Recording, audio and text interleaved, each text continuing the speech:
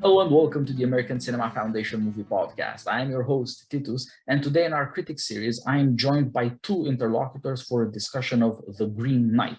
We'll be talking first of all about the David Lowery movie that just came out, but also later about the 14th century chivalry poem, the Arthurian tale, Sir Gawain and the Green Knight, and perhaps more broadly about these sorts of Arthurian fantasies and why we are keen on them, as people have been in every modern century for up to now. But first of all, the director is a very interesting man who bears watching. He made a movie for Disney called Peter's Dragon. He's made a few small movies, artsy movies with Casey Affleck about death, about mortality, about facing up to the limits of our lives.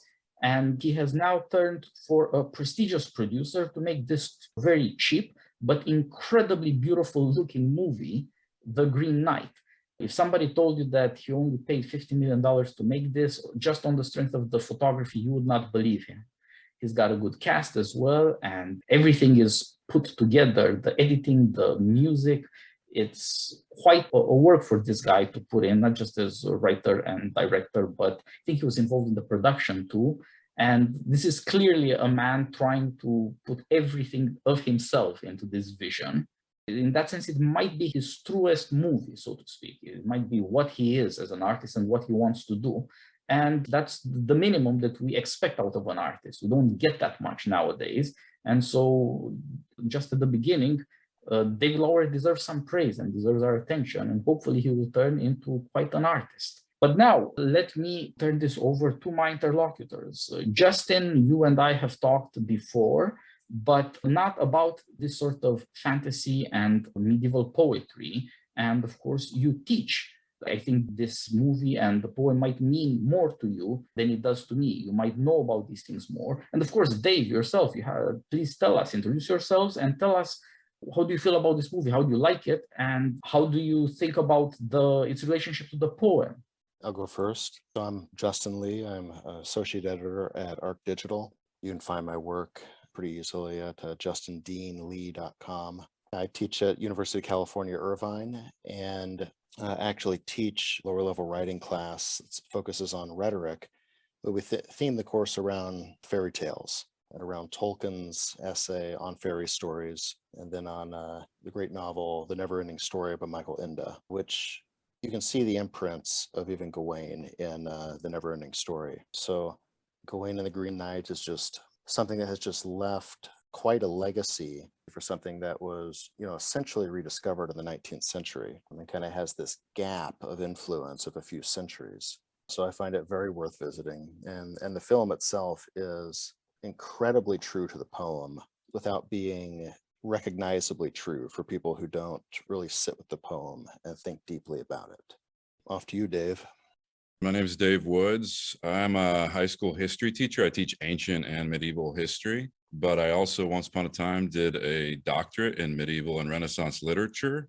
And one of the chapters I got to work on was a chapter on Gawain. And so sort of lived with the poem for probably more years than I should have, but have loved the poem for a lot of the reasons, I think, as Justin said, a lot of the reasons that I think the film gets so right.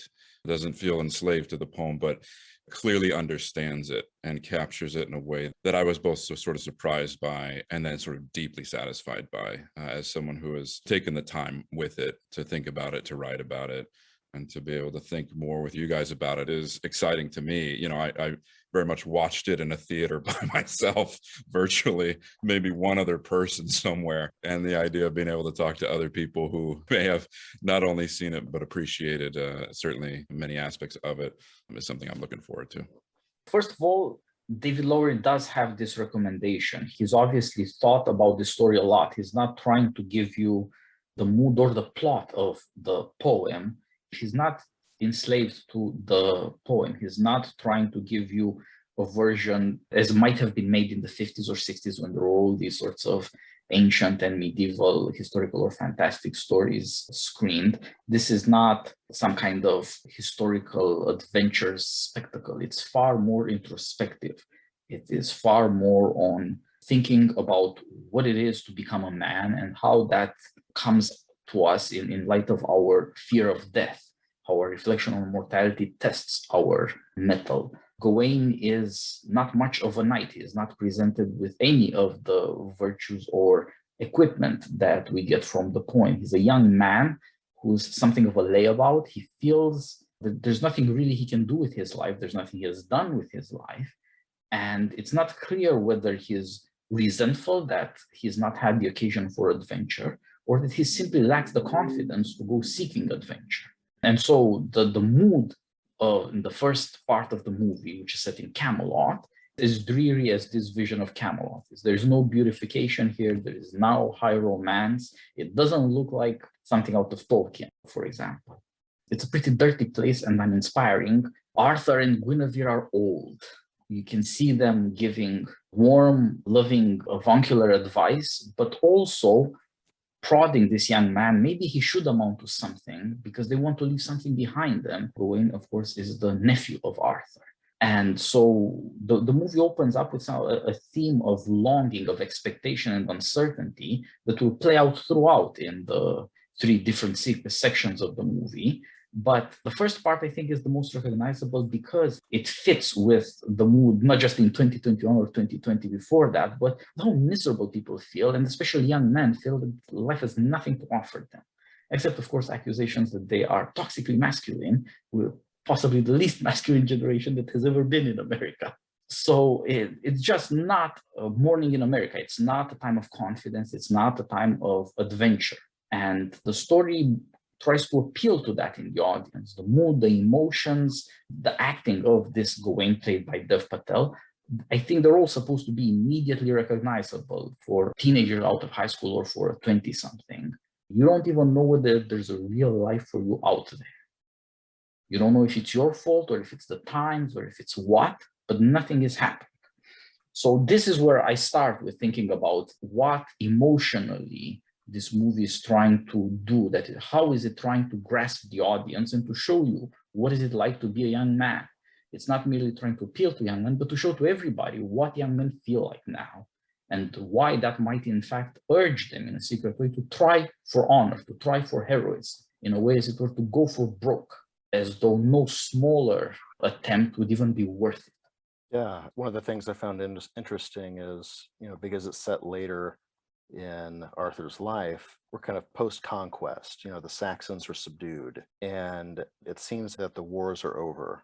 And so if you're coming into manhood after the great battles have been fought, and you have, these stories of, those who have come before you, you're left to define your own story and your own greatness in a way that perhaps the previous generation wasn't.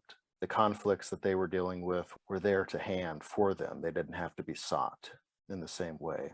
And as you know, yeah, that can produce a listlessness, but I like that setting. So, early in the film, at the beginning of the feast, and this echoes what's in the poem, Arthur is not going to eat until he has heard some tale told.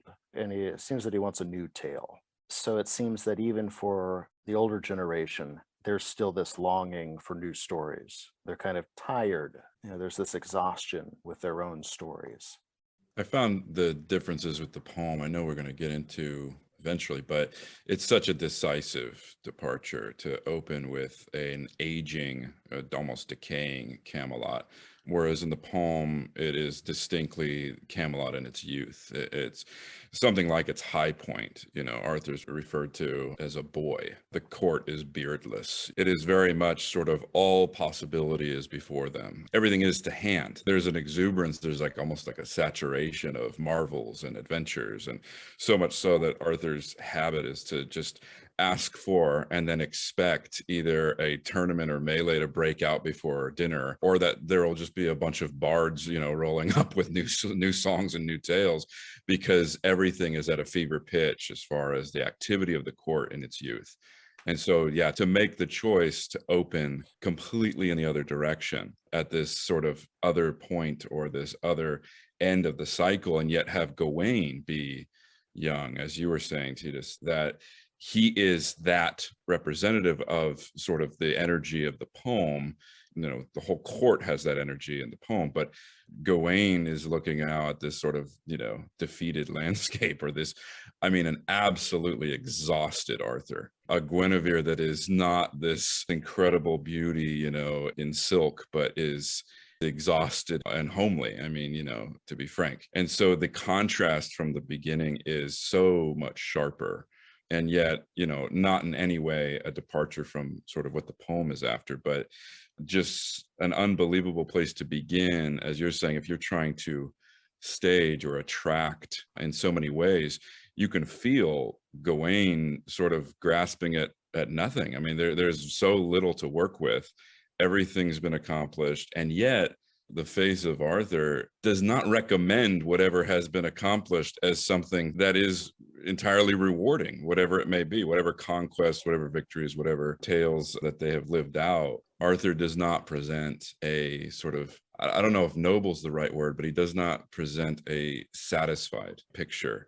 He may present a wise picture. He may present, as you say, sort of an avuncular, a caring, there's a compassionate figure there. But if he is the future to which Gawain could only hope to live up to, it is a strange future to look at from the start. Yeah, I think that's right. Justin, I like what you said, that this is Camelot after everything has been achieved. You can't do it again. You can't just keep playing the greatest hits. If you want to make something of yourself, you're going to have to deal with this new situation where there is nothing to be conquered. There is nothing to be pacified. There's no great foe showing up just in time for you to prove yourself. It's a different situation. And of course, this is the situation we find ourselves in because these poems too have all already been told. It's not merely about doing new deeds, it's also about telling new poems. Well, the situation has changed. This is not a poem of the heroic age, it's at the end of the heroic age. As you were saying, Dave, these people, they don't look like the way they looked in their prime. And there's reason throughout the movie, you see people questioning heroic motives and expectations, that you could do daring deeds, and if you survive, you've proved yourself, it has transformed you. This is not an aristocratic poem like the original Sir Gawain. It's a very democratic poem. Here you do see lowly people, not perhaps sitting in judgment, but important to the plot. And you see the highborn people, as you're saying, Dave, how can you call Guinevere homely? Well, just watch this movie, it will make sense. And you see some of the sophistication of the modern artist. Lowery knows what we expect from Guinevere and what we must expect. Today, too, we love beauty, and of course, especially in women. And you see her goodness and some of her insight in the opening part of the movie, but no beauty. He wants you to feel that, to realize that all of this stuff has been lost, that a certain version of idealism that depends on heroism, daring men, beautiful women, that's gone. This is not the situation we find ourselves in now. And the question is, what inspiration can you take? How can you navigate that vision of heroism without foundering on the shoals? Reality is way more democratic. There are no exalted hopes. Nobody's out there waiting for you to prove yourself and to achieve some astonishing thing. You're just another guy.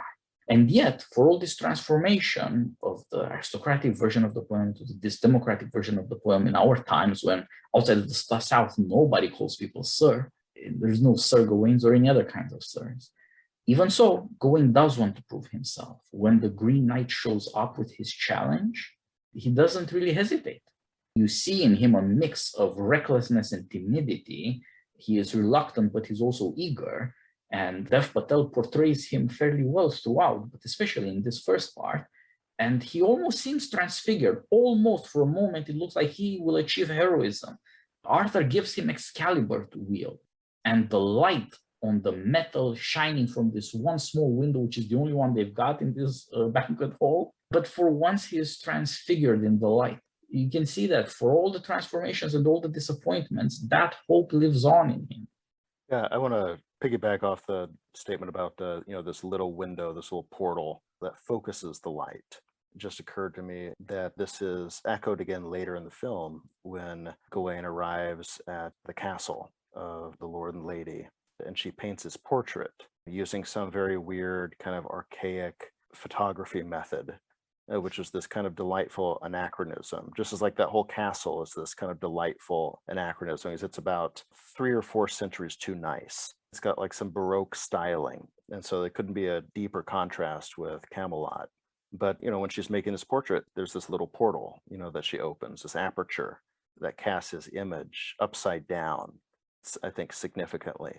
Of course, And that's true to photography, right? The camera obscura catches your picture upside down, but you are right, it is also symbolically very important. yeah, so we know that at this point of the story, we know that we've reached a traditional climax, that couldn't be signaled more, where we have expectations inverted, and we're beginning to get to the point where the story must reinterpret itself. It's astonishingly well thought out. And that's part of why I admire this film so much, is just the composition is so well thought out, so well executed. You talk about the inversion, but there's a line early on, I think it's Gawain with his with his lady in Camelot, and she's like, why are you doing this, or what do you need to do to prove yourself? And she has a line where he talks about needing to be great or achieve greatness, and she says, why greatness? Why is goodness not enough? And that tension between this heroic expectation, you must excel, you must be the great souled man, you must be the best at something, right? That you must, to prove yourself, to make some kind of meaningful mark or existence in the world, you must achieve greatness. And yet, even from the very beginning, she sort of planted this idea that goodness and greatness are not the same thing. That why is goodness not enough? And that kind of back and forth of what that tension between what is sort of the motive here of what goodness would look like. What would goodness mean in these situations? Because when he travels between the courts, let's say, he is being sort of pulled out of sort of world systems or economies of honor, ways of socializing, or liturgies of time. That it's the Christmas season. These things are marked in sort of the built environments and these nice, as you say, Justin, overly nice artificial sort of spaces, especially Haute Desert, the second castle. But so much of that between is an isolating of him as an individual, right? He's leaving this system and its hope or its achievement of some kind of greatness. And then before he even arrives at that second castle, you have this weird wild lands in between in which he's being sort of progressively stripped bare to be sort of alone in this way. And I thought what was beautiful about the movie is the poem allows for so much play. I mean, the poem, there's a line in the poem where it's like, and if I were to recount all the things Gawain did and all the giants he saw and all, we wouldn't have time for that. So it's like, it's just this beautiful invitation for Lowery to just say, what would be not just fun, but what would be best here, right? What would be an interesting exploration, and remaining completely faithful to the spirit of sort of an overstuffed abundance of things, wild and strange. And Gawain is becoming more and more this isolate. He has nothing to turn to. He's becoming more and more desperate. In the work that I did on the poem, there's a rise in the 14th century. It's become a genre for famous knights, Henry de Grosmont, Geoffrey de Charnay, to write sort of these strangely, I want to say almost, as you were saying earlier, almost democratic accounts of their life in knighthood, this sort of pulling down of this aristocratic ideal for descriptions of what it's actually like to try to sleep in freezing cold armor in the rain. And just this strange sort of like disenchanting of the glory they sought in their youth. And some of these descriptions that they write become sort of penitential manuals of accounting for a chasing after a certain kind of greatness, but not achieving what we might call goodness. For them, sort of this clash between two orders of meaning, between honor and glory for oneself, and then sort of a Judeo-Christian sort of sacrifice unto greatness, or giving up one's life to find it, this kind of thing. And the knights, because they're Christian knights in the 14th century that itself is already very much decaying, I think in this way, the 14th century sort of stands as the opening of Camelot in the movie. This is the 14th century. The poem emerges ironically in the 14th century. We are past the high point of chivalry.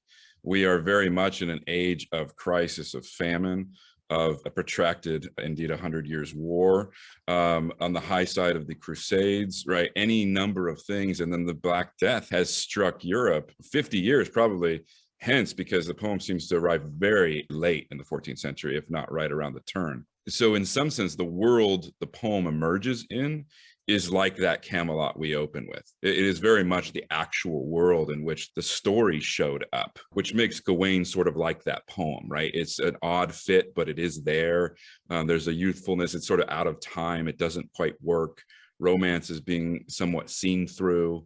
Institutions have not been able to prevent, for example, the church has been unable to prevent the Black Death. So a lot of the sort of faith or idealism that we might assume when we think of the Middle Ages in some generic way is very much faded, is very much cracked by the time we even get this poem historically. So to see Gawain then sort of stripped down progressively as this individual between these kinds of environments, to see him sort of having to face that for himself. It's one thing to hear about it, right? It's one thing to see it in someone else's face.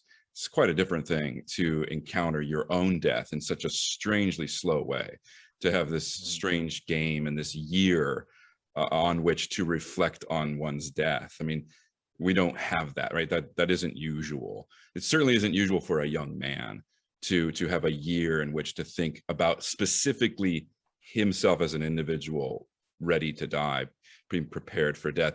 And he'll only die if he has honor, right? He'll only die if he goes through with it. So there's just so much that's being sort of set in motion.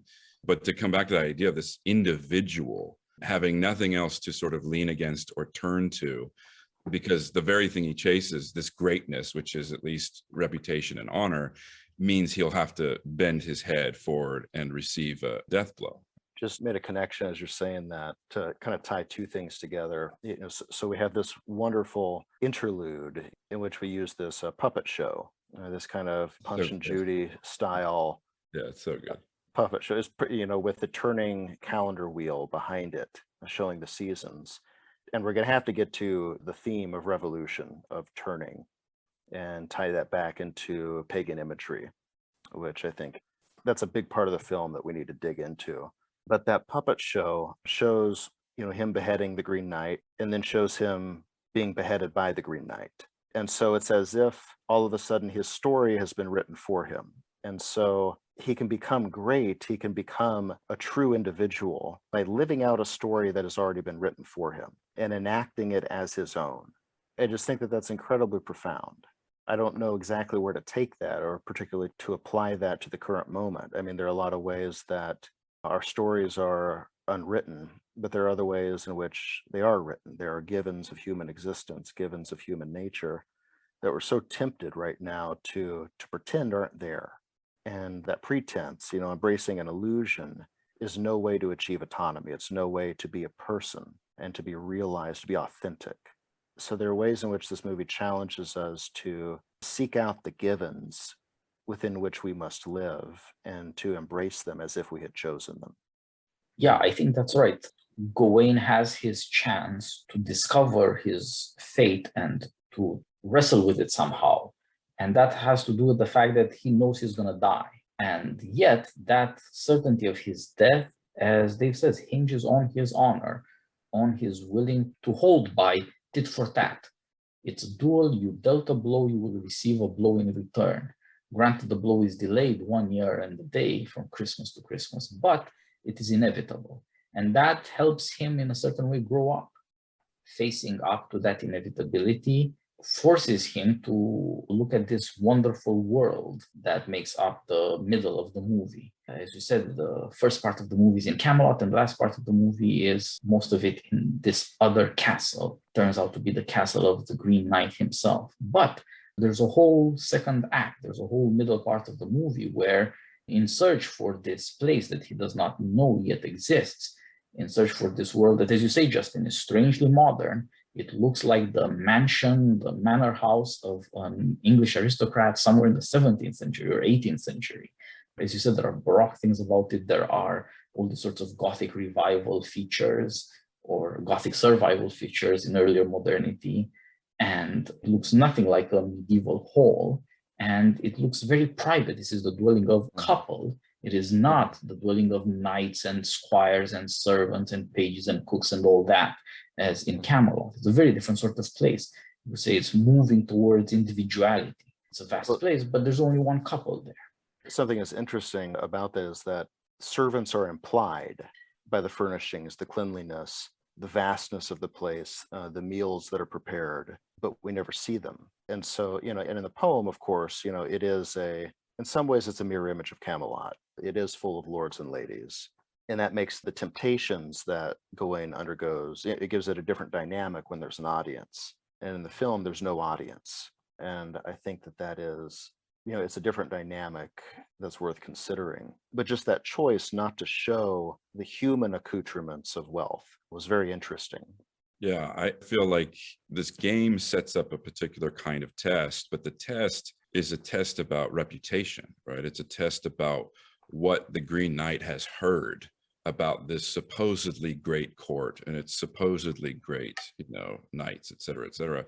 And as you say, we're on a trajectory of Gawain having to stand quite literally on his own, right, for himself. And, in the poem, when he arrives at that second castle, everyone knows who he is. He's famous, right? The reputation quite literally precedes him, and they're expecting to just see him do everything greatly, excellently well, right?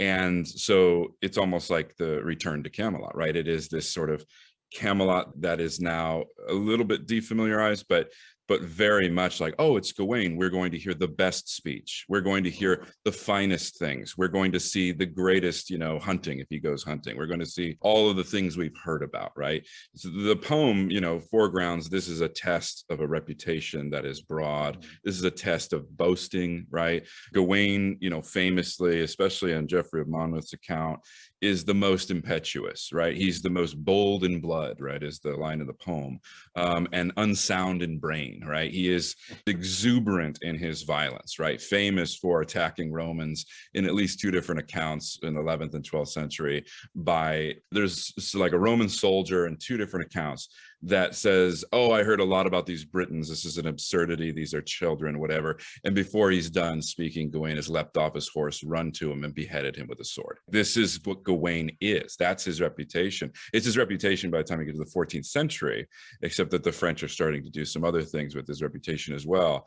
But what's so interesting, as you're saying, Justin, is all in the movie, all of that is muted because of the absence of a court that knows him in this sense, and a bunch of people, lords and ladies, that are expecting things. So we get much more quickly to this private world, which you do get in the poem, which is in the bedchamber, which is when he is isolated with the lady of the castle. But the film goes right there and makes that whole world incredibly small.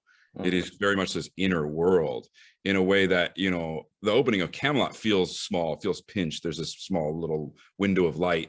And yet compared to what we get with the second castle, it's strangely expansive. It's crowded. It's all these other things. When you get to this second world, this second sort of environment, it is very much that inner world. It is much more immediately, oh, this is just me now, right? Like there is no time for even, being confused about the fact. The entire space, it feels like a much smaller place, even though, as you say, if you actually look or think much about it, it should be identical in some sense to Camelot, right? There isn't less sort of wealth. There isn't less extravagance in many ways, but it's very much pinched and muted all around. So one of the things that I want to get back to, the idea of inversion and its connection to the other world, to Logres. But first, it just occurred to me that, we probably do have people listening that haven't seen the film. And so throwing in a quick overview of just what happens, I think will be helpful. If you don't mind, I'll just try to run us through that really quick. So we've already said that we open with Gawain being kind of dissolute, waking up in bed on, effectively, it's either a Christmas Eve morning or Christmas morning, with his girlfriend, who might be a prostitute, might not be. Certainly they're in a house of disrepute. And then he goes to Mass briefly, and then he goes to see his mother. And she says, where have you been all night? At Mass. All night. And she calls BS on that. And then he goes to the Christmas feast. And while he's at the Christmas feast, his mother is performing a strange pagan ritual. that seems to call the Green Knight into being. And during this ritual, she is blindfolded. And that blindfold carries an interesting symbolic weight that I'll return to in a moment. So once they're at the feast, Gawain is called up to sit next to his uncle Arthur, and Arthur asks him for a story about himself, and he has no story to tell. And you can tell that he feels shame because of this. And Guinevere says, you don't have a story to tell yet. And then the Green Knight bursts in on cue and makes his challenge. Gawain accepts the challenge, and interestingly, this isn't in the poem, but in the film, the great knights of the Round Table don't seem to be interested in stepping up to the challenge. They're just kind of sitting there quietly. And Arthur is too enfeebled to accept the challenge. So Gawain takes it on and, seeing here's my opportunity for my story, and leaps over the table after Arthur has given him Excalibur. And the Green Knight presents his neck and he lops off the Green Knight's head, at which point the Green Knight gets back up, picks up his head and tells him 1 year's time, and then leaves cackling. Then we get an interlude where time passes in that year, and then it's time for the quest. And he embarks on the quest. And kind of the first trial that he undergoes is passing through the aftermath of a battle and encountering a scavenger who's picking over the corpses. And it's really fascinating because it's just a large field of dead bodies and weapons strewn everywhere. But the battle is anonymous. It could have been any battle. And yet Gawain seems to just take it for granted that, yeah, battles happen all the time and don't necessarily have a meaning. They just are. Then the scavenger gives him directions to a stream that will lead him north toward the Green Chapel, but just so that he will know where to intercept him and rob him later. And so he gets robbed, and he gets tied up and left to starve to death. And we get kind of our first really interesting, very intentional thematic cinematography. While he's tied up, we have the cameras looking at him struggling up against this tree, laying on his side. And then the camera moves clockwise all the way around the forest away from him, and then returns to him clockwise and finds a corpse lying there that has been picked clean. And then it moves counterclockwise and returns to him again, and he's alive. And then he begins to struggle forward to free himself. Kind of the next trial he encounters is he finds this house, and it's his meeting with Saint Winifred, who is the patron saint of Wales. And they kind of do a little bit of a twist on her story, which originally involved martyrdom and then resurrection. But in this version, she hasn't been resurrected. And he is bidden to fetch her head from this body of water, which is an allusion to the historical or legendary well of Saint Winifred, and where her discarded head was supposed to have created this fountain. He fetches the head, gives it to her, and then she gives him a clue as to the identity of the Green Knight, and returns this incredible axe, which had been stolen from him, that he's meant to return to the Green Knight. It's this lovely, weird interlude that's simply not in the story. It's not in the poem at all, except that there is a reference to the location of the well in the poem. And so we have all of these adventures that he undergoes elided by the author of the poem, except particular places are evoked.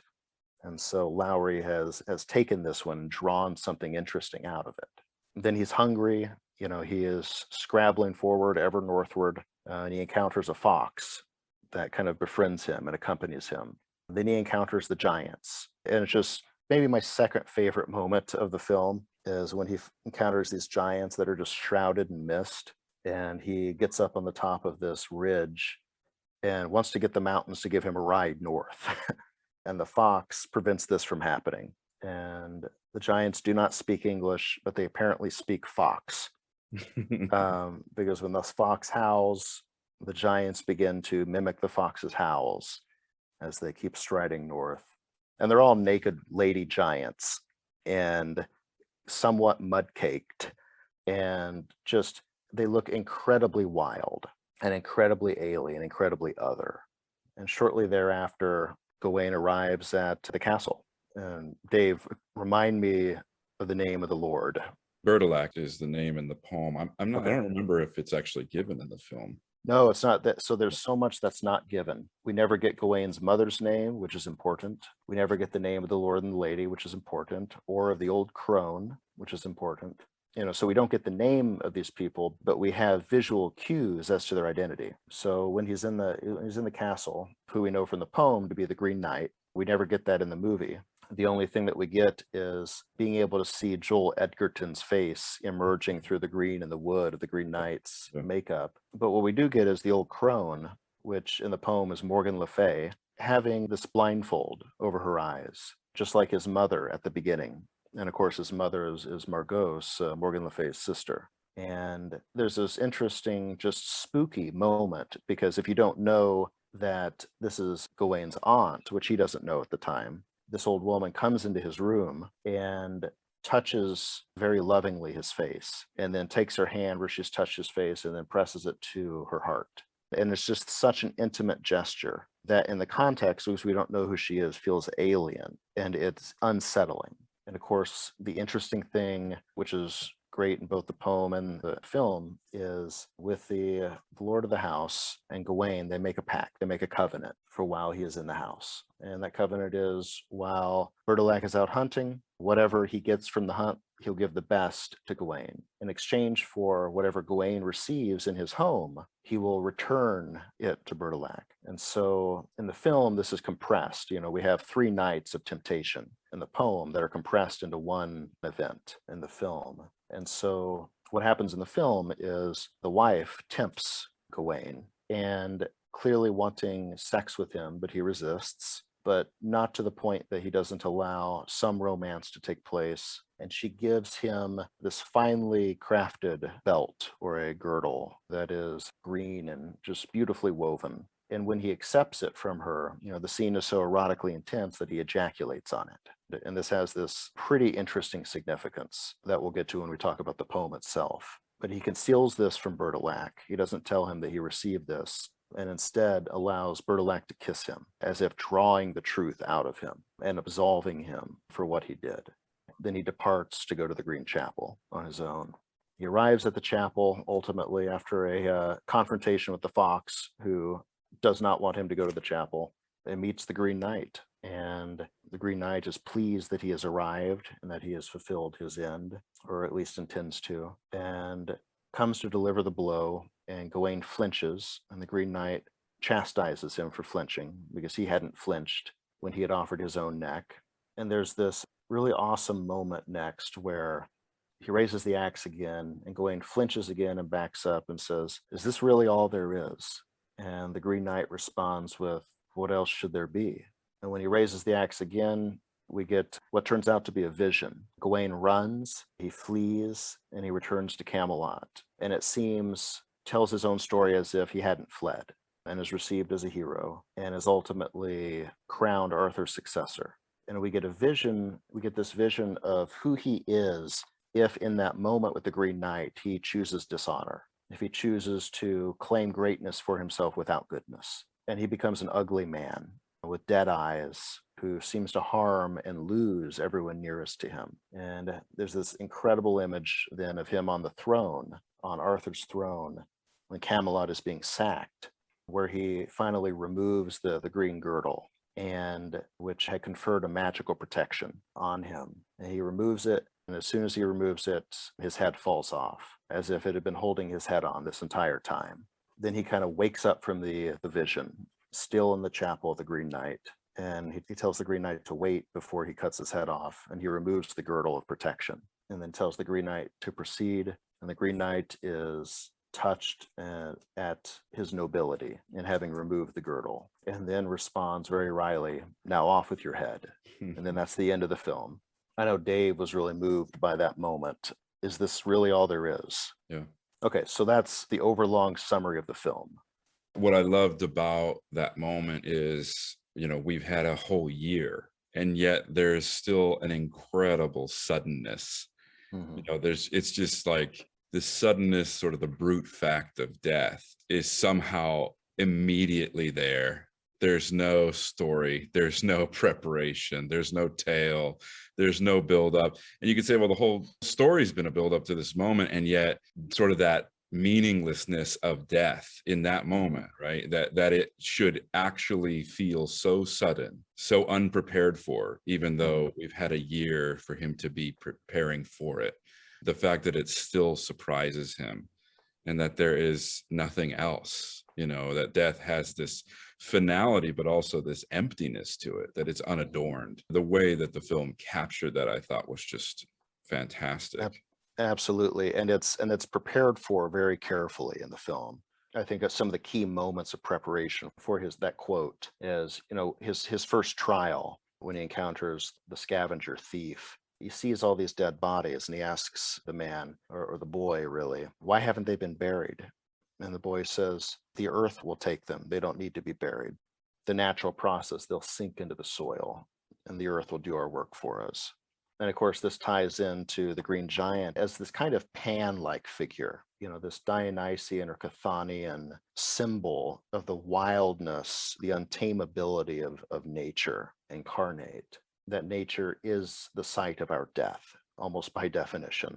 And then again, we get this reiterated in this great soliloquy by the Green Knight's wife, the lady of the castle, where she's talking about the color green and its meaning of what is left as lust's residue, but also the moss that fills our footprints after we're gone, and the color of decay, the color of death, as well as the color of life. So all of this has been seeded, this expectation that it's kind of this paradoxical expectation that we will discover death to be meaningless, and yet at the same time, it must be meaningful because there's beauty too.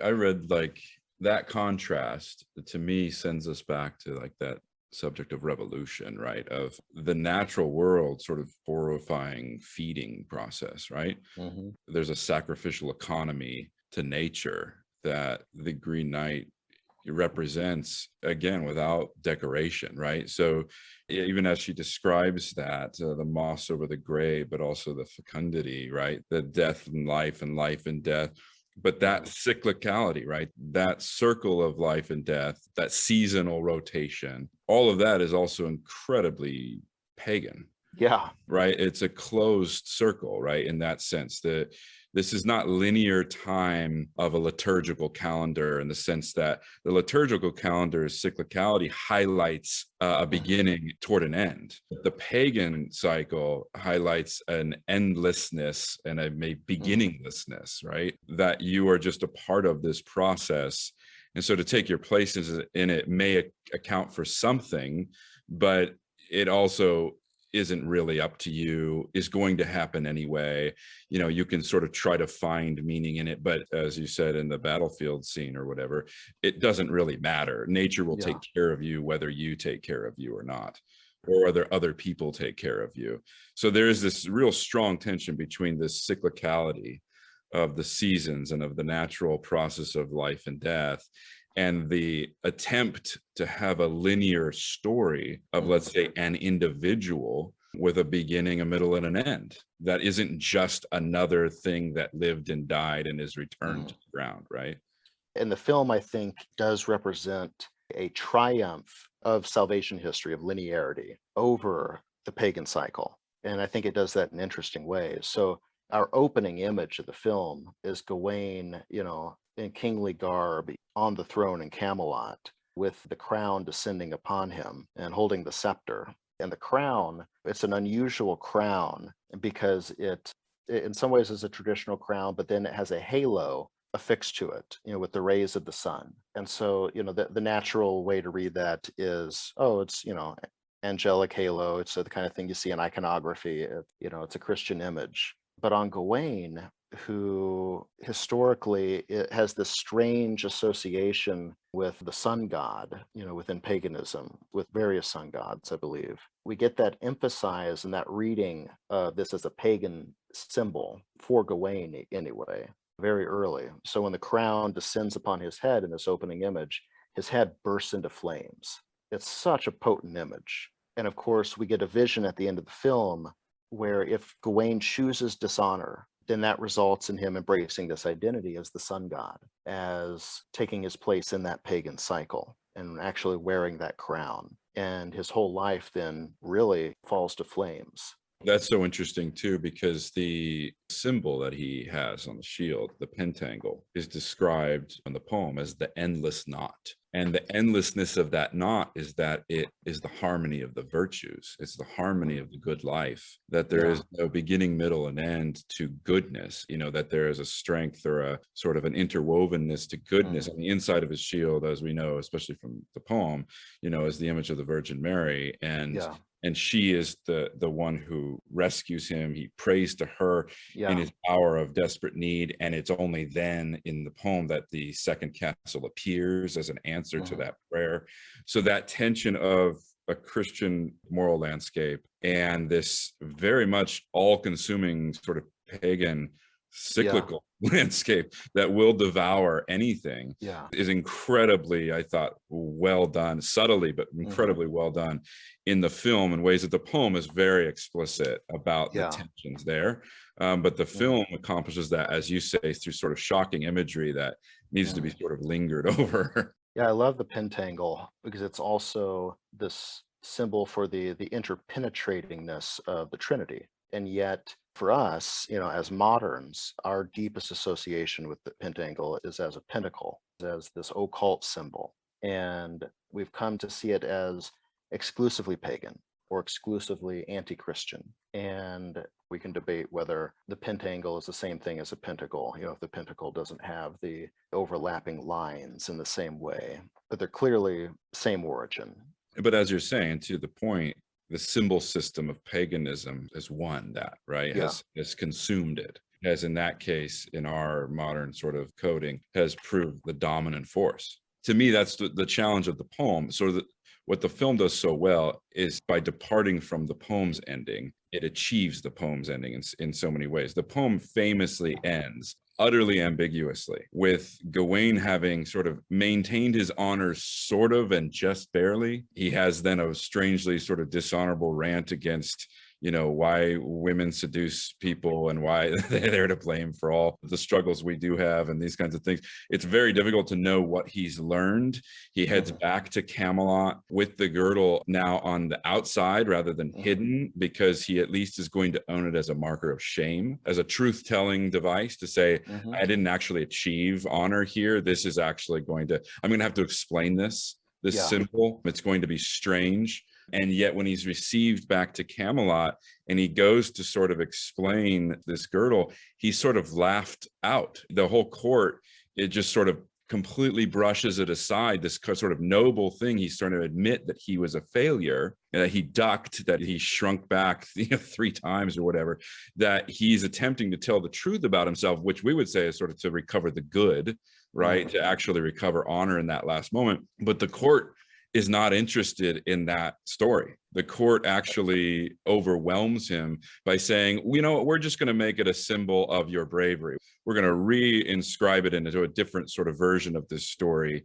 And there's no indication at the very end that part of the story he ultimately tells is going to be the one in which he actually failed, was afraid to die, and then only found honor in admitting his own sort of fear of death and his own reckoning with that. I got to disagree with that reading of the ending of the poem, and I could be misreading it, but my understanding was that he identifies, this is the symbol that this is to me. And then Arthur has his knights wear that symbol as well to remind them of their own failings, to remind them of their own shame. Like that came through very clear to me. Not said that way, but he does have them wear it. But he says to remind them instead of their greatness. I mean, he sort of just completely steamrolls what Gawain says about it, at least. And you could say, well, there's an interlude, or there's a moment there in which he's saying that greatness is your honesty about your failings. You could, I think, read it that way. This is the whole point of the end, is that it is famously ambiguous, right? That it allows for many different sort of takes, but the language of shame, the language of failing, is not the language Arthur uses or admits to. He makes it a happy symbol. He makes it very quickly, at least, almost suddenly, makes it mean other than Gawain meant by it. So whether or not that's accounting for Gawain's meaning and then sort of transfiguring it after that fact or through that Gawain's reading of it, it seems to be a little more sudden and a little more happy and a little more youthful in its exuberance. So that at least my reading, my argument would be that Gawain as the individual is sort of swallowed back into Camelot's economy, that he sort of is swallowed back into the way this world works. Once he's back in this world, it appears that that world is so dominant as a system that its version of greatness is always going to win over as a narrative instead of Gawain's understanding maybe of goodness or of honor. That there's two conflicting reads of honor there, and that Camelot is still the dominant one, that it seems to overwhelm his reading or his experience. That's at least the argument I would make. But the point being, the ambiguity of the ending has left people usually very unsatisfied with the end of the poem, because whatever it does, it happens so quickly that it doesn't feel like it has a lot of narrative sort of satisfaction as like an ending, right? And what I just absolutely loved about the film was that he performs that ending, pulls it back, right? He literally projects it outward, pulls the ending and its ambiguity back into the story, but doesn't have it be the last word. He has it be this, as you said, sort of the fantasy or the possible alternate ending that Gawain imagines. And then all of a sudden we're back with the Green Knight in the moment of execution.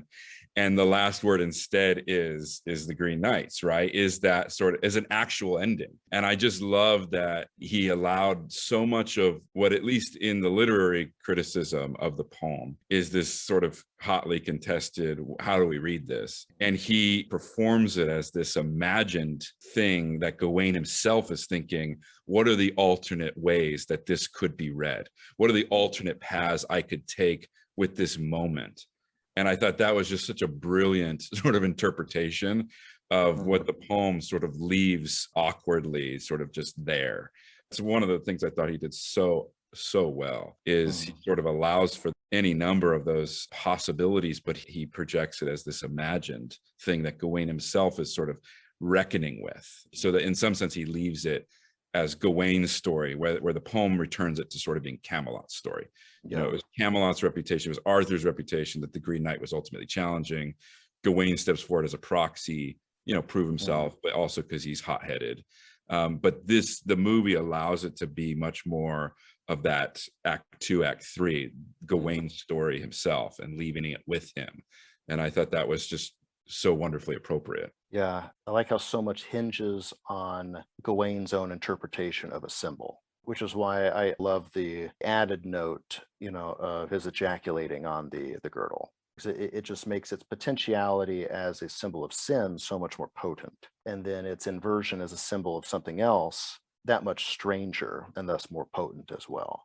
Right. We have Sonnet 129, right? Shakespeare's opening line, the expense of spirit in a waste of shame. And it is that description of lust and orgasm out of context, out of covenant, right? Yeah, an incredible sort of a capturing of that. It's impossible for it not to be shameful when the film depicts it so explicitly, which is, again, a brilliant move, because it needs to be reckoned with in reality, and it's not just a secret interpretation, in that sense, right? Is manifest. Yeah, and let's not get started on the Oedipal implications of Margot's, giving him the girdle at the beginning, then losing it, and then the lady of the castle giving him a new girdle. Oedipal, but also just the incest narrative in Arthur's story. Yeah. Right? I mean, that is the problem. And I thought the way Gawain is depicted as sort of fatherless in the film, as a kind of a bastard, it's not particularly clear that his own mother is not of ill repute, right? She has a darkness about her. The people she's with and not with seem significant. She's not in the court. She doesn't seem acceptable in the same way. Yeah. She's not a part of that lord and lady environment. So that sort of Morgan, Mordred, Morgause, that complication, that's why, to me, those moves in the film that people were sort of like, this isn't in the poem. It was like, no, it's more in the poem than the poem, right? Like Morgan in the poem suddenly appears at the end. Oh, she was the one who did all this. And that is another one of those strangely unsatisfying or difficult sort of moments in the poem is that she just randomly appears at the end as the cause of all these things. Magic suddenly appears where it wasn't obviously present sort of before in that way, the dark magic, but that bound up in those violations, those shames of lust, right? Of Arthur, sleeping with his half sister, that these are all sort of intertwined in Gawain's genealogy, in the strangeness of his mother and this doubled mother, this Morgause Morgan kind of thing. I mean, it's so Arthurian. I thought, like, this is a perfect presentation of these things. So before we like totally transition into just the poem, I got one more, and we got to get back to Titus, but I got one more note about the film that stands out really clearly, but has a deeper meaning than what a lot of people might give to it. And that's that Gawain and his mother Morgause are Indian, the actors portraying them. And I love that, first of all, because they both happen to be somewhat ethnically ambiguous. And Gawain almost looks like a Spaniard. But I think that there's this really interesting, almost postmodern move being done there regarding Britain's identity, because Britain's identity is so deeply bound up with India and the absorption of a sizable number of Indians into its population, into its story. There's something beautiful about reading them back into one of its founding myths. And I kind of got some of the same vibes that I got reading Kazuo Ishiguro's The Buried Giant, which is this really fascinating novel that deconstructs the Arthurian myth in a really elegant way, and while honoring it and while honoring the legends undergirding Britain. And it's written by a Japanese immigrant to Britain who is himself kind of the symbol, a living symbol of how a Japanese man can become more British than most of the British and more self-aware of that, and how we can live our way into other human legacies.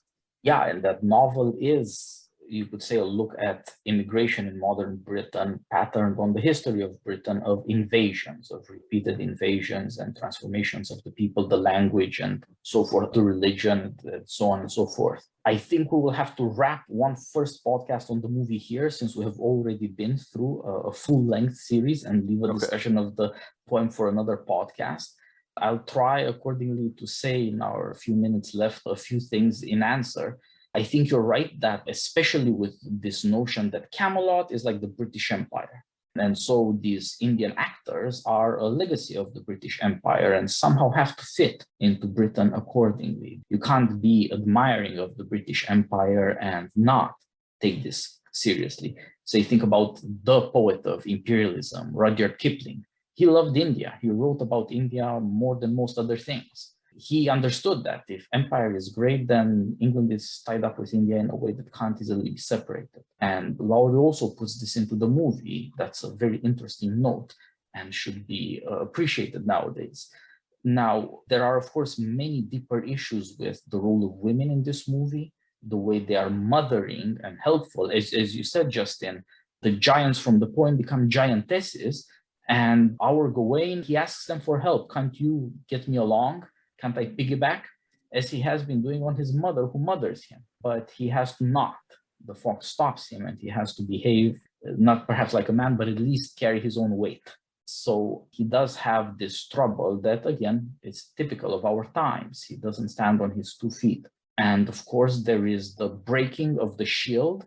When he sees the battle and the scavengers tie him up, they break his shield with the Virgin Mary inscribed in it, as in the poem. And at the end, the Green Chapel, it turns out that the cross turns into a wheel symbol. And as you were saying, Justin, this is the cyclical character of pagan time. And Justin, you pointed out earlier that we don't know this is a sainted lady who's supposed to be resurrected, Winifred. We're just told it's Winifred. It's one case where he tells us the name, one of the few names in the whole movie. And so you can see that there's something important there, that Christian symbols are broken and transformed, and people are forced to confront where Christianity came from, what it meant for people to be pagans, and in a certain sense valorous and heroic, and in another sense desperate, as in the soliloquy of the lady in the castle, that life is also death and everything is wiped out and nothing remains. And so there is no ground of human importance in natural life. Well, and symbols need to be preserved So that, the symbol of a saint, the symbol of Saint Winifred, if it's not maintained, if the cult of the saint, so to speak, is not maintained, it'll be swallowed back up by pagan ground, just like those corpses, and lose that association with resurrection. Yeah, very good point. And you see this threat everywhere in the movie. Do you matter individually? To matter individually is to matter in light of something greater than you, but something greater than you that loves you. Nature is greater than us in a certain sense, well, not in every sense, but is presented as indifferent and as much a life giver as a devourer. So Gawain's search for honor turns out to be something deeper, search for why being an individual human being matters. And there you see why Christianity might be preserved throughout the story, even though these symbols are broken or transformed to reveal, let's say, where Britain was before Christianity. We end up seeing Green Chapel, which turns out not to be churchy, turns out to be a pre-Christian thing. Like the scavenger who says the Green Chapel is just a forest. That's the Green Chapel. It's just forest and mosses. That's what it is. Druids, that is to say, these pagan rites. And their being who you are doesn't really matter.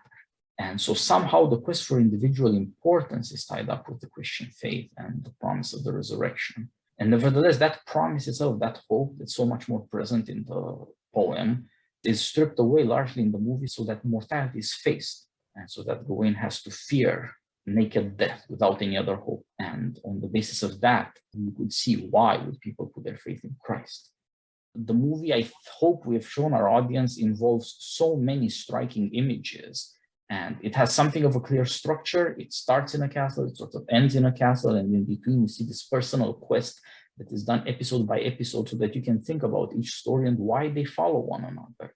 It's meant to be seen more than once. It's meant to be talked about more than once. We have made some arguments here and presented some things, but there are also many striking things that people will just have to notice for themselves and talk about with their friends. This is why we turn to artists. It's not a vision that is exhausted in one sitting or even in one chat. As you have pointed out again and again, it's worth comparing the poem and the movie again and again, and not simply to blame the writer-director because it's not like in the poem, but to ask yourself, all right, a man who loves this poem and has thought it through, why would he present it this way? What has he seen there that troubles him? And as we've suggested, it is what is questionable in Camelot and what is perishable there. And in the Arthurian legends, this shows up in the incestuous troubles, of course, of that royal family, just as these kinds of problems appear in Greek tragedies and so forth. These are not happy stories. They are not either propaganda for a regime, nor fairy tales simply meant to assure you. They're fairy tales in a deeper sense, that they reveal certain problems of human nature that show up much better in imagination than they would in the newspapers, let's say. And so I hope our audience will look to this movie and turn to the poem as well. And we will do another podcast where we talk about the poem and try to present this other version of the Green Knight also on its own terms as much as possible. We have already shown some of the problems. The conclusion of Sir Gawain and the Green Knight is quite a puzzle. How are you going to reconcile honor with the difficulties and the fear of death revealed in the poem? Very difficult. As you said, Dave, that makes for hot controversy even among academics. And we assume it must have happened with all serious readers of this poem. You love it, and then you see some of these difficulties, and now you have to make the best of them somehow, figure out what is happening here. What is this troubling thing that is supposed to set you thinking? That is to say, at the end of the poem, you're supposed to begin it again in light of these difficulties. Maybe there were things you didn't see before. Maybe you have to question Sir Gawain's attitude more, so that the poem, like the movie, requires repeated readings and rethinking. That is because the question of honor and the question, therefore, of, as you said in modern terms, just in authenticity, involves this terrible burden of mortality. And therefore, nothing you believe in is purely and simply dissociated from your self-interest. Everything you believe in has some connection to your concern with your own good. The quest for knowledge itself is tied up with trying to find out that whether knowledge is good for us and in what way it might be good for us. These troubling things are the signs of depth of investigation, of depth of reflection, and therefore of human seriousness. And they too, of course, are prompted by our mortality. We would not be compelled to take things seriously if we didn't know our lives are at stake. To conclude, the movie does hard work to show this, how this young man who seems hapless in the beginning, unhappy, but not driven to do anything, how he gradually comes to take his life seriously and to take seriously what is offered him or what is possible for him because of his parentage, because of Camelot and the monarchy, because of his yearning to prove himself. All of these things he eventually is able to take seriously and even think through this question. Should you just lie about it and profit? Should you take a phantom of greatness and completely counterfeit what a man facing death in battle actually goes through? These are, I think, in some way timely questions, whether it's a reference to the British Empire or, as I was suggesting, to young American men today, or more broadly, perhaps it's not just an American problem. But they are timely only because they refer to things that are much deeper. The fact that you can compare this to a 14th century poem already shows that this is at least as old as Christian civilization and the confrontation of Christianity with the pagan past, out of which it emerged or against which it emerged. And so the conflict over symbols and how they should be interpreted is of great importance because it is a perpetual trouble. Do we individually matter, or are we just something more in the life and death cycle and of no specific importance? Of course, everyone has to wrestle with that. But here is an artist who tries to help us along, both with his movie and by pointing us to the poem that the director David Lowery fell in love with and tried to make it come to life again. I'm very grateful for the conversation. You noticed, Justin, that I fell silent for a while. I was listening. I was very interested in what you had to say. And I'm looking forward to doing another podcast to have a conversation about the poem itself soon. Yeah, likewise. Yeah, I really enjoyed that. Thank you, guys. Gentlemen, thank you for joining me. This has been wonderful. And for our audience, it is the first part. Look forward to a second part soon. And meanwhile, all the best.